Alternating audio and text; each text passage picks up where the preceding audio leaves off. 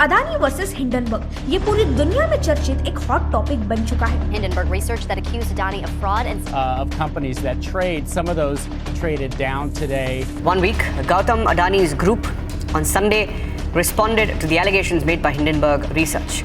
Adani group का नाम तो आप सबने सुना होगा, लेकिन हिंडनबर्ग का नाम आपने शायद पहली बार सुना होगा। हिंडनबर्ग रिसर्च एक यूएस बेस्ड फर्म है जिनका स्पेशलाइजेशन फॉरेंसिक फाइनेंशियल रिसर्च में है। यानी कि ये फर्म बड़े बड़े बिजनेस जो इलीगली और अनएथिकली अपना बिजनेस चला रहे हैं, अनडिस्क्लोज्ड ट्रांजैक्शन कर रहे हैं और फिर पैसों का झोलम झाल करके कैसे अमीर हो जाते हैं उनके बारे में रिसर्च करते हैं और उनका सच दुनिया के सामने लाते हैं। उनकी वेबसाइट पर उन्होंने लिखा है कि इन्वेस्टमेंट मैनेजमेंट इंडस्ट्री में उनका सालों से एक्सपीरियंस है। ये कंपनी 2017 में नेथन नेट एंडरसन ने स्टार्ट की थी। एंडरसन खुद एक चार्टर्ड फाइनेंशियल एनालिस्ट और चार्टर्ड अल्टरनेटिव इन्वेस्टमेंट एनालिस्ट है। अब ये जो हिंडनबर्ग नाम उन्होंने अपनी कंपनी का रखा है उसके पीछे भी एक गहरा मीनिंग है और वो क्या है उसे जानने के लिए हमें थोड़ा पास्ट में जाना पड़ेगा। ये बात है 1937 की। उस समय हिंडनबर्ग नाम का एक एयरशिप हुआ करता था जो कि टाइटैनिक जितना ह्यूज था। एक बार जब ये हवाई जहाज उड़ रहा था तब उसे अचानक से आग लग गई और ये जहाज लिटरली जल के राख हुआ था। ये इंसिडेंट हिस्ट्री के सबसे डेंजरस एक्सीडेंट्स में माना जाता है जहां करीब 36 लोगों की जान चली गई थी और इसी इंसिडेंट से इंस्पायर होकर एंडरसन ने अपने कंपनी का नाम हिंडनबर्ग रखा है। उनका ये कहना है कि बिजनेस वर्ल्ड में कई मैन मेड डिजास्टर्स होते रहते हैं जिन्हें रोकने का काम हिंडनबर्ग रिसर्च करेगी। 2017 से लेकर अभी तक हिंडनबर्ग रिसर्च ने करीब 17 कंपनीज के रिपोर्ट्स पब्लिश किए हैं and you will be shocked to know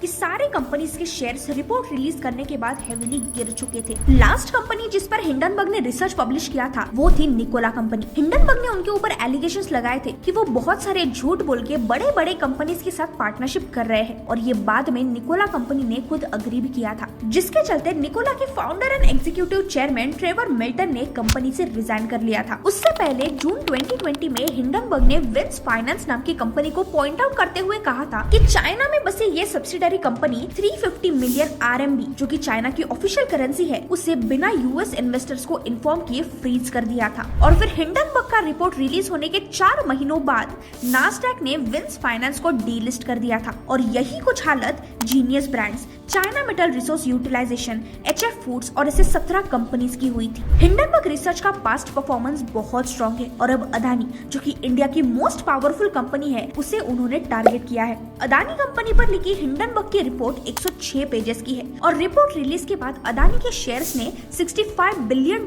market value में खो दिए हैं और गौतम अदानी की नेटवर्थ $124 बिलियन से सीधा $61.3 बिलियन हो चुकी है। हिंडनबर्ग अदानी पर ये एलिगेशंस लगा रहे हैं कि वो money laundering, corruption, stock manipulation और फॉरेन कंट्रीज में कंपनीज बताकर अकाउंटिंग फ्रॉड्स कर रहे हैं। हिंडनबर्ग का ये कहना है कि अदानी कंपनी कॉर्पोरेट हिस्ट्री का सबसे बड़ा फ्रॉड कर रही है। अब ये सारे एलिगेशंस इंडियन कोर्ट ने तो गलत साबित कर दिए हैं, लेकिन हिंडनबर्ग अपने रिसर्च पर बहुत कॉन्फिडेंट है। अदानी कंपनी ने तो इन एलिगेशंस के रिस्पॉन्स में अपना एक रिपोर्ट भी रिलीज किया है जिसमें वो ये कह रहे हैं कि ये अदानी पर नहीं बल्कि इंडिया पर अटैक किया जा रहा है। हिंडनबर्ग रिसर्च की ये पहली इंडियन कंपनी नहीं है। इससे पहले हिंडनबर्ग ने इरोस इंटरनेशनल जो कि बॉलीवुड प्रोडक्शन हाउस है उन पर भी रिसर्च किया था और आज उस कंपनी के शेयर्स पिछले 5 सालों से 90% से गिर चुके हैं। हिंडनबर्ग के पास्ट रिसर्च कंपनीज का जो हाल हुआ है वो अगर अदानी ग्रुप का हुआ तो अदानी के साथ साथ इंडिया को बहुत बड़ा फाइनेंशियल झटका लग जाएगा। लेकिन अगर हिंडनबर्ग की रिपोर्ट गलत साबित हुई फिर तो हिंडनबर्ग की खैर नहीं। अब आखिर क्या होता है ये तो हमें आगे पता चल ही जाएगा। वेल, आपको ये वीडियो कैसी लगी ये मुझे कमेंट्स में जरूर बताना।